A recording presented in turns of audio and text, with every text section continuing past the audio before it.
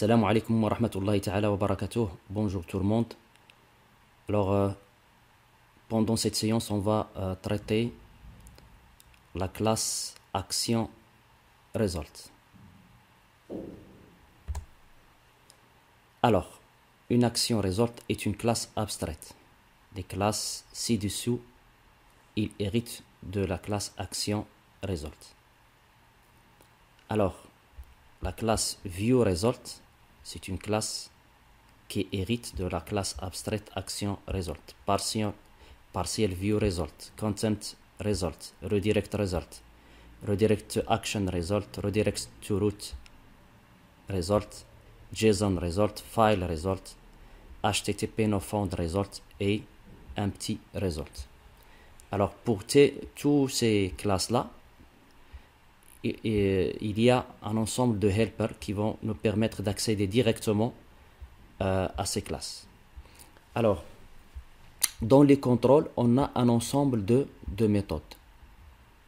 Alors, ce qu'on appelle des actions. Alors, voilà un exemple d'action. Alors, regardez, ça, c'est une action qui s'appelle index. Il retourne une action result.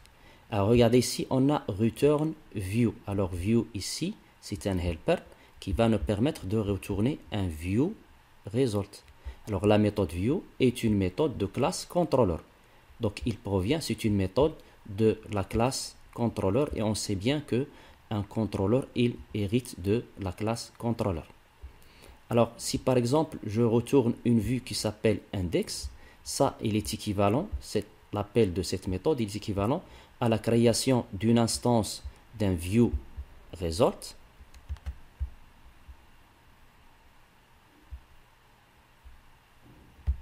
D'un view result, voilà, je crée une instance d'un view result, puis je donne le nom à la vue, c'est index, c'est le même nom ici, et on fait retourne vr.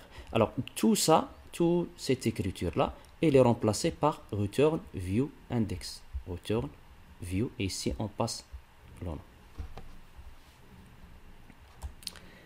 Alors on va expliquer chaque classe. Alors view result, son helper et view, il retourne une page web complète. Partiel view result, il retourne une page partielle. Content result, son helper et content, il retourne du texte brut. Donc directement ce que vous passez ici, il va passer directement dans votre page. Il n'y a pas de squelette HTML. Donc directement le contenu brut qui est passé ici. Donc c'est une chaîne de caractères qu'on passe ici.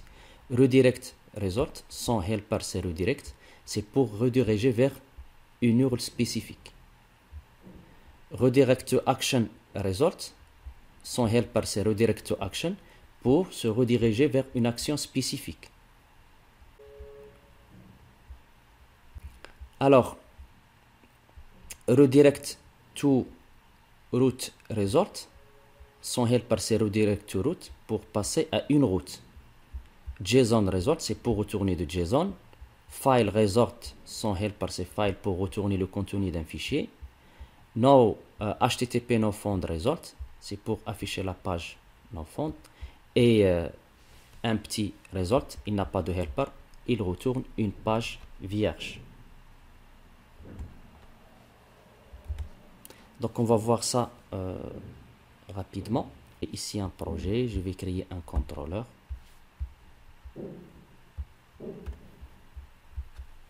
Je ferme toutes les fenêtres que j'ai ici. Alors je crée un contrôleur.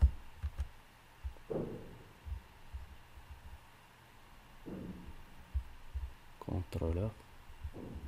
Add contrôleur. Un petit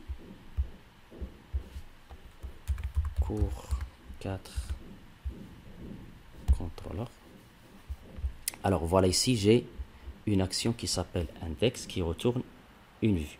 Alors on avait dit que action result c'est une classe abstraite et view c'est une méthode de la classe controller. Quand je passe à la définition de la classe controller, ici controller, go to definition.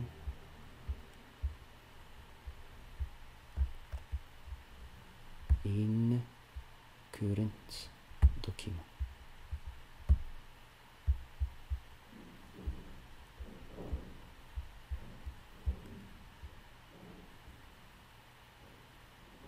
Partial view, je cherche directement le view, ça c'est partial view. Voilà, donc view, il retourne un view result. Voilà, view, il retourne un view, je vais agrandir, donc un view result.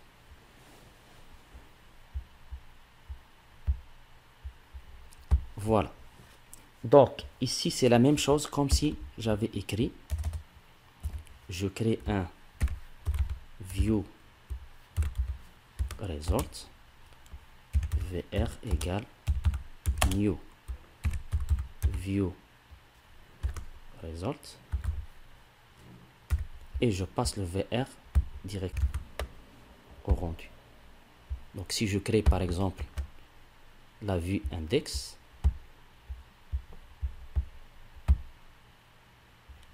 voilà la vue index. Quand j'exécute, donc je suis dans le cours 4, contrôleur cours 4 et l'action index.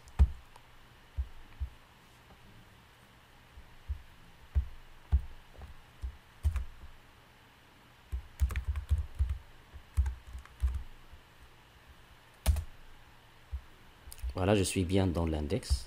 Voilà.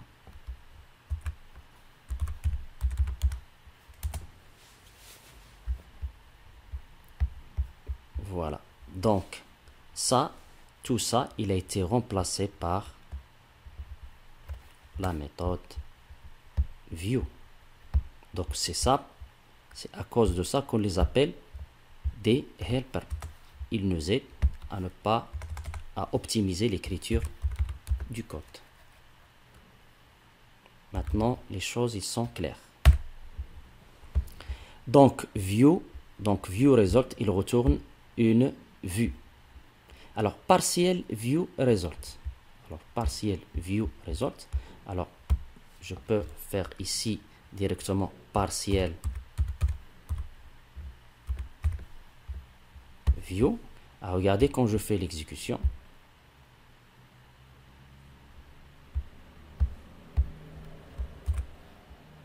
Cours 4.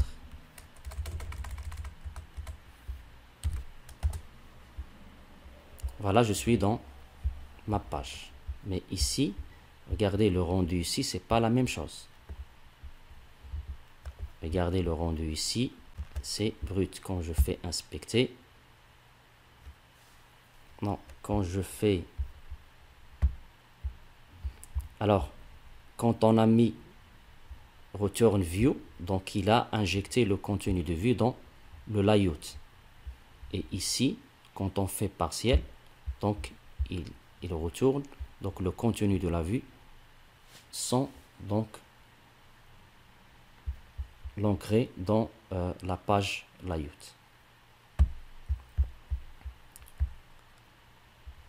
Alors, content result, il permet de retourner du texte brut. Donc, content result, son helper, c'est content.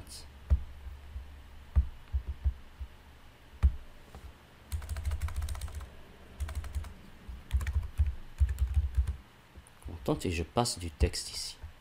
Ou bien, vous pouvez déclarer un string ici. str info cours action result.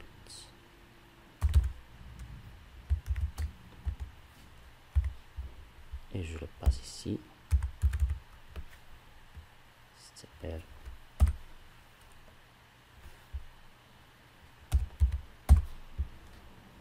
quand j'exécute,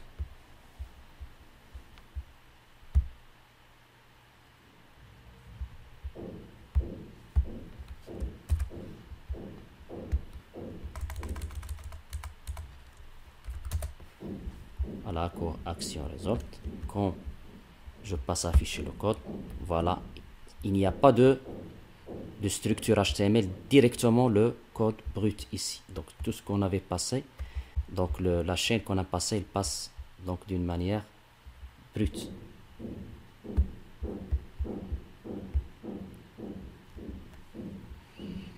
Alors redirect resort, c'est pour rediriger vers une URL. C'est pour se rediriger vers une URL.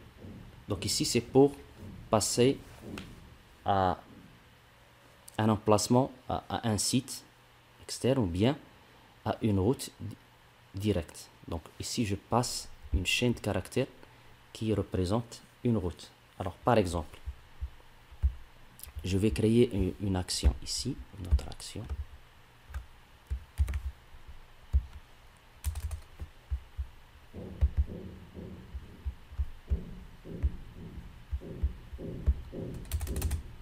Public. Action. Editeur. Redirect. Et je lui donne le chemin.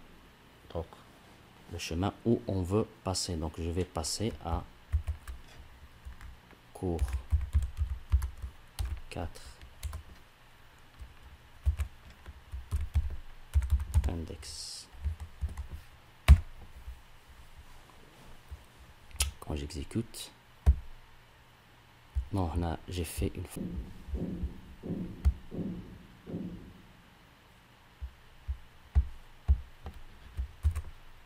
Cours 4.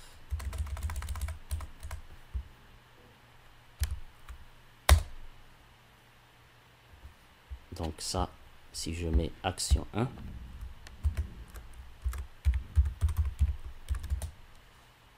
voilà, il me redirige vers cours 4 index.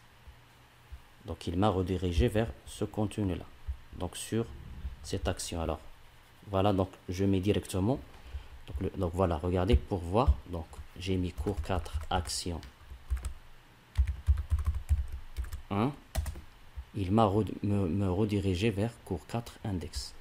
C'est le chemin que j'avais mis ici. Mais ici, il va encore me donner la possibilité de passer à un URL bien spécifique. Par exemple, je peux demander http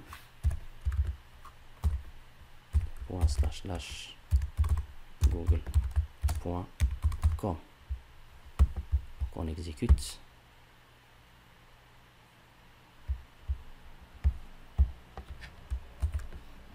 Cours 4.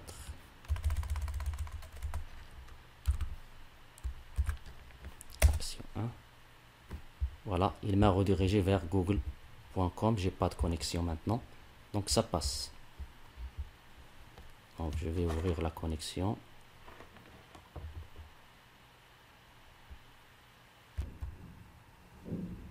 Voilà, donc quand j'ai la connexion, donc j'ai le résultat.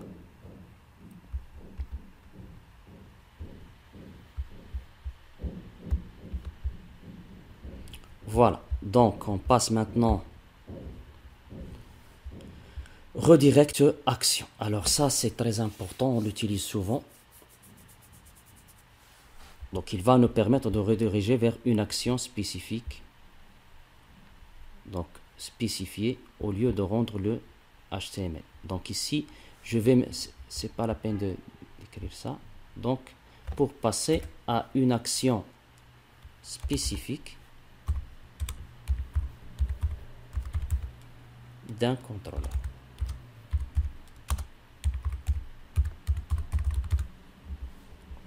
Voilà. Alors, on va tester ça. Donc, action 1, il va me rediriger vers donc redirect to action.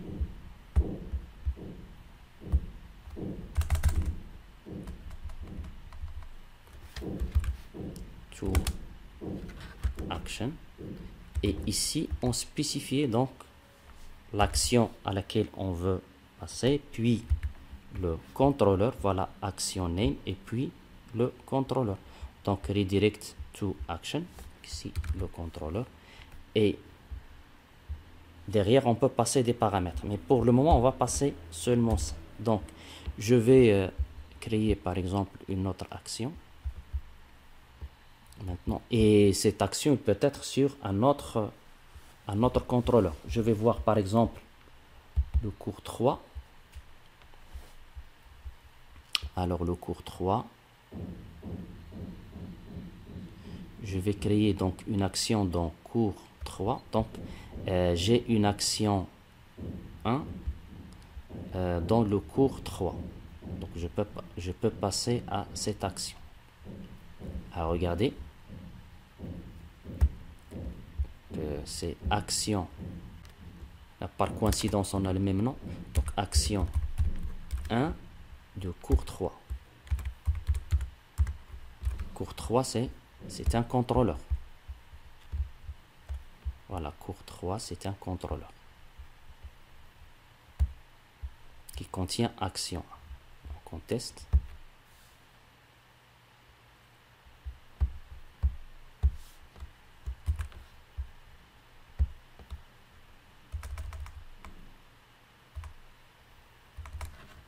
Cours 4, action 1. Voilà, il m'a redirigé vers donc action 1 du cours 3. C'est parfait.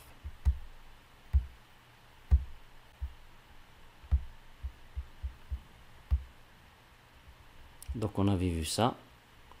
Redirect to route. Alors ici vous devez voir le cours des routes. On l'avait déjà fait. Donc on doit créer une route. Alors par exemple, je vais créer ici pour le cours 3, pour cette action 1, je vais lui créer une route.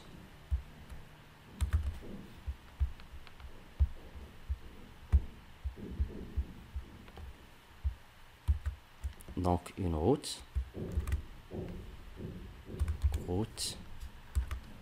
Ici je spécifie route. Mon cours. Et je vais lui donner name, le nom de la route. C'est R1. Ou bien route 1. Voilà, donc ici j'ai créé une route. Cette route, quand je passe dans l'urne mon cours, il va me passer à l'action 1 de contrôleur cours 3. Donc je veux faire appel à cette route via mon action. Donc dans mon action 1, qu'est-ce que je vais faire? Donc je vais utiliser quoi? C'est redirect to route. Donc ici, redirect to route. Ici, je donne le nom de la route. C'est route 1. Exécute.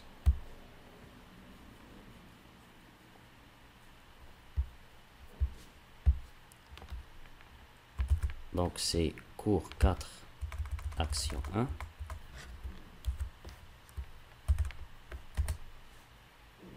Qu'est-ce que j'ai ici? Est intervalle dans la collection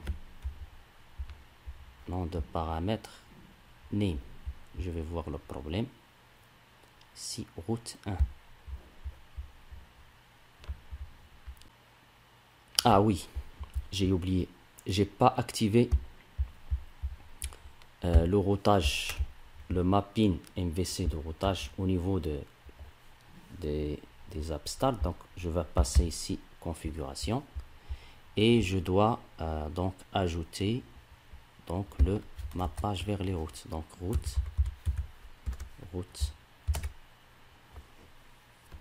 map MVC attribut route. Ça y est, ça je vais le mettre comme ça. Donc pour activer les routes au niveau des contrôleurs, donc je dois ajouter cette instruction. Ça on l'avait déjà vu dans le cours.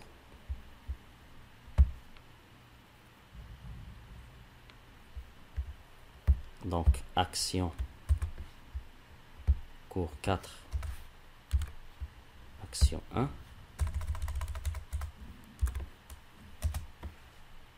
Voilà, il me redirige vers donc la route.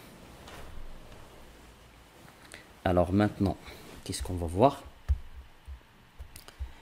JSON result, ça c'est pour retourner du JSON. Ça on peut l'utiliser comme des API, comme vous voulez. Donc je vais mettre cette fois-ci dans action 1 quelque chose qui va me retourner donc du JSON. Donc j'enlève ça. Ok, j'ai déjà une classe qui s'appelle employé.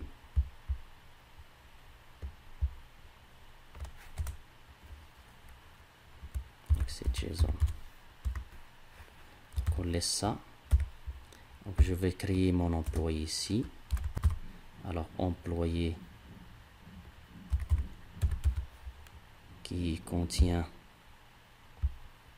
les propriétés suivantes. Go to definition. Donc il contient le ID, le nom et le prénom. Donc emp égale new employé it égale à 10, nom égale Rami, prénom égale Ahmed. Et ici je vais donc retourner donc employé en format JSON, et ici je dois ajouter JSON request behavior pour accepter, donner le droit au browser d'accepter du JSON. Donc voilà, donc ça, donc j'exécute. C'est très facile.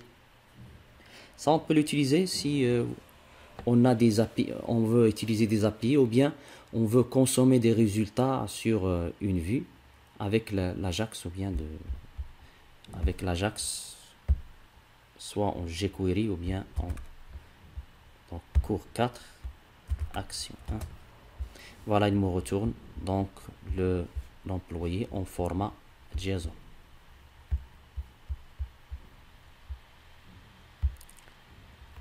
Alors, file result, c'est pour retourner le contenu donc d'un fichier. Donc, file result pour retourner le contenu d'un fichier. Alors, donc pour créer donc un fichier, qu'est-ce que je dois faire? Donc, je dois créer un fichier. Donc, alors maintenant, on va créer un fichier tout d'abord. Donc, je vais créer donc un dossier sur lequel je vais mettre les fichiers. Add folder, fichier, et sur ce dossier là par exemple je vais mettre un fichier add new item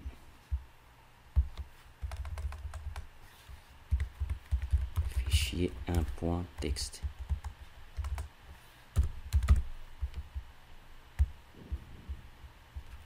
Donc je vais mettre des informations ici, contenu, données,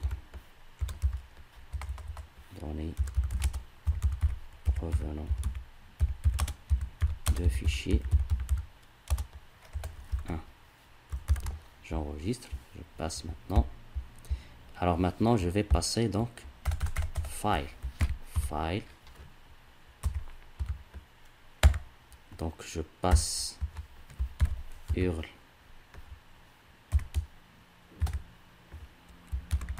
content,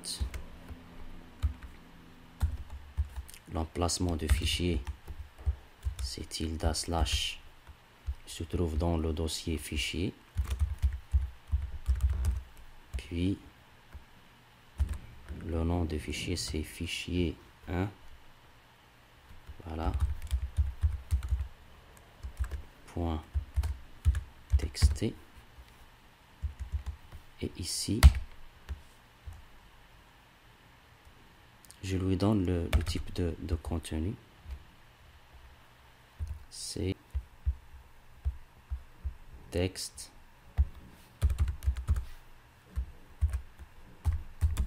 plain. Voilà.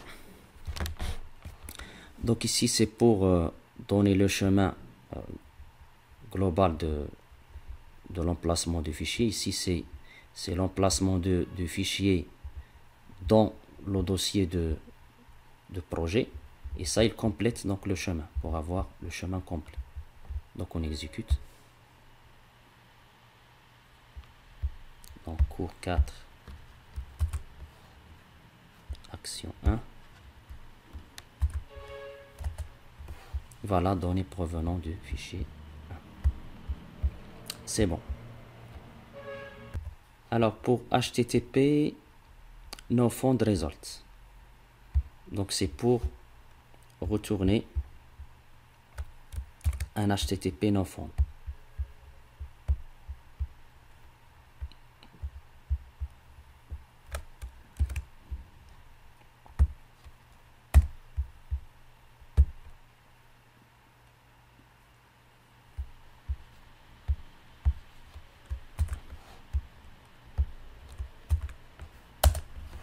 Voilà, un HTTP no found. Alors maintenant, un petit result, il retourne donc une page vierge. Alors regardez qu'un petit result, il n'a pas de helper. Donc on doit faire retour directement une instance de un petit result. Donc pour ce faire, donc on doit faire retour new un petit result. Alors un petit result, c'est pas une méthode. Donc c'est une classe. Donc quand on exécute, alors on aura comme rendu donc une page vierge. Quand je passe, donc si j'affiche le contenu, donc la page c'est ça.